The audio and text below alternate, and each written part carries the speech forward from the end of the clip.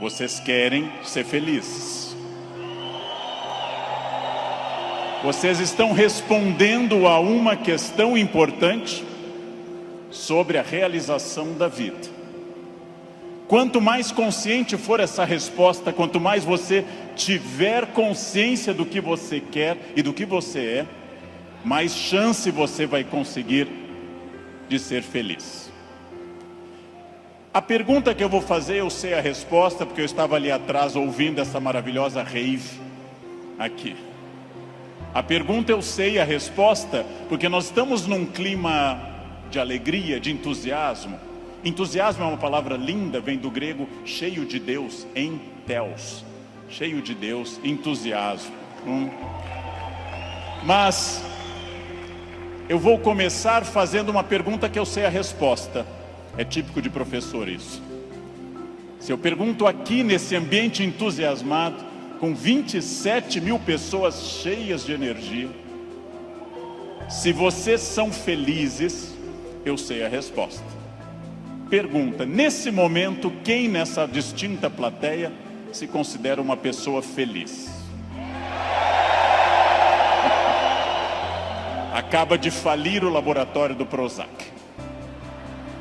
Não haverá mais depressão no planeta Terra.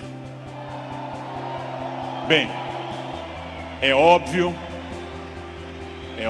que a felicidade de vocês é notável. Se eu fosse cego e surdo, eu sentiria a vibração do auditório. Porém, agora começa a função chata do filósofo. Amanhã, quando vocês estiverem afônicos, semissurdos, amanhã, quando vier mais uma segunda-feira e mais uma, amanhã, quando vocês lerem os jornais, que são a coisa mais broxante que existe hoje no planeta, ler manchetes de jornais, amanhã vocês estarão talvez não tão entusiasmados quanto hoje, e daqui a 15 dias talvez um pouco menos, mas esse é um momento em que o entusiasmo é lógico. Então a minha pergunta é para médio e longo prazo, porque eu estou falando de um dos momentos mais difíceis da história do Brasil. Nós temos um isolamento enorme neste país, e as pessoas quase todas estão fechadas sobre seus aparelhos, estão fechadas sobre aquilo que estão lendo e vendo, estão mais olhando suas telas do que outras pessoas. Há um individualismo enorme, crescente, há um individualismo que nos domina nesse momento, sem sombra de dúvida. E eu vou traduzir esse individualismo nessa piada. Um homem tenta advertir uma senhora que se encontra em rumo de colisão e grita o núcleo duro da mensagem, vaca, porque ele não tem tempo para elaborar uma frase, ele não tem tempo para dizer, cuidado, ó senhora, haverá um choque. Então ele grita apenas vaca, e ela que não olha para o rosto dele, e ela que não vê que o rosto dele é de preocupação e não de insulto, ela se vira e insinua que o casamento dele é uma sociedade aberta e não fechada. Primeiro conselho importante: olhem para o rosto das pessoas, olhem para o rosto dos clientes, olhem para o rosto de quem está comprando, porque o rosto humano é um livro poderoso que traduz tudo. O rosto humano lhe diz, eu estou adorando, eu estou detestando, eu estou entediado, eu estou entusiasmado. Comecem a olhar para o rosto, comecem a mandar menos emojis e emoticons pelo celular, e comecem mais a olhar para o rosto humano, que traduz tudo o que você precisa saber. Chego a sugerir ousadamente que vocês olhem para o rosto das pessoas da própria família, que conversem com maridos e mulheres. Olha a minha ousadia. Que olhem para essas pessoas, que vocês passem a avaliar valores, emoções, sentimentos, que vocês passem a pensar claramente em cada indivíduo único. Essa é uma das grandes chaves do sucesso. Eu tinha um erro, eu tinha um defeito como profissional. Há alguns anos eu entrava num grande evento como esse pensando o seguinte: acabei de chegar de Foz do Iguaçu, dei palestra lá, Amanhã eu tenho que estar cedo em São Paulo, depois eu vou para a Bahia, depois eu tenho que voltar correndo da Bahia, porque eu tenho aula na terça-feira de manhã cedo em Campinas. E eu vivia no compromisso seguinte, eu vivia no momento seguinte. Isso é um defeito. Vivam no momento que vocês estão. Ao entrarem para conversar com alguém, ao tentar uma venda, ao ler um livro, ao namorar, ao conversar com seu filho, ao fazer qualquer coisa importante na sua vida, entre inteiramente naquilo. Não fique pensando o que vem depois.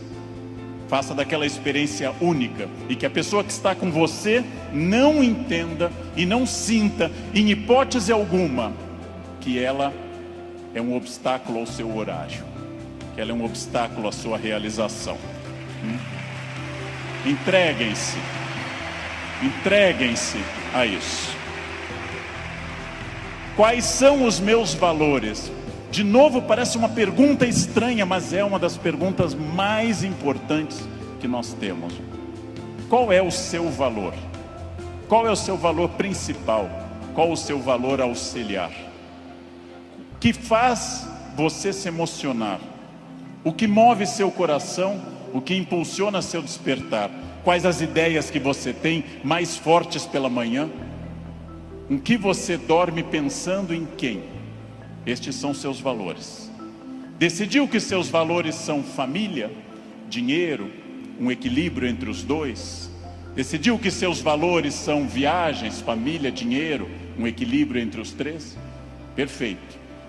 Definido o valor, procure este valor obsessivamente, sem cessar em nenhum momento. Há mais de 40 anos, quando eu estava estudando línguas inclusive, eu ouvi várias pessoas dizendo sempre que era muito esforço. Quando eu fiz a faculdade, evitei excesso de festas, evitei maconha, o que num curso de humanas na USP é um isolamento muito grande. Não pegava ninguém. Evitei coisas, foquei no que eu queria. Eu estou aqui para estudar. Eu estou aqui para estudar muito. Depois continuei estudando e fiz mestrado e doutorado, fui morar fora, aprendi línguas e sempre mirando no meu valor. Meu valor é ser um profissional de excelência. E não apenas excelência média, de grande excelência. Então, eu mirei desde o início, gente. Eu mirei na ideia que eu quero ser Alexandre o Grande, não Alexandre o Médio, nem o Pequeno. Não quero ser médio, não quero ser a pessoa legalzinha. Por incrível que pareça, e até vaidoso que possa parecer a vocês, mas isso foi um lema de vida. Desde muito cedo eu disse: eu quero ser, se não o melhor, um dos melhores professores do Brasil. Um valor alto, vaidoso. Só que eu aprendi que mirando alto, às vezes a gente consegue um pouco menos. Se você mirar baixo, você consegue ainda menos. Mire alto. Não tente ser o melhor vendedor do condomínio, é muito pouco. Não tente ser a melhor pessoa da rua, é muito pouco. Mirem alto.